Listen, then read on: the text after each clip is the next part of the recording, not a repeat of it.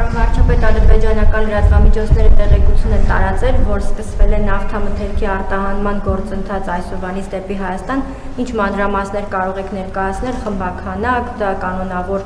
գործընթաց է լինելու, թե մեկ անգամյա է այս բեռնափոխադրումը։ Ողջունում եմ այս զարգացումը, այդ զարգացումը, այսինքն զուտ առևտուրը տեղի է ունենում մասնավոր ընկերությունների միջև, բայց իհարկե Հայաստանի և Ադրբեջանի միջև հաստատված խաղաղությունն է, որ քաղաքական պայմաններ է ստեղծել այդ առևտրի համար, իհարկե նաև քաղաքական մակարդակի պայմանավորվածություններ են եղել, որ հնարավորությունների մասին երկու երկրների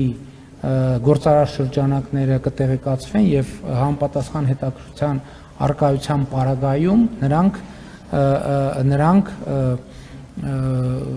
արդեն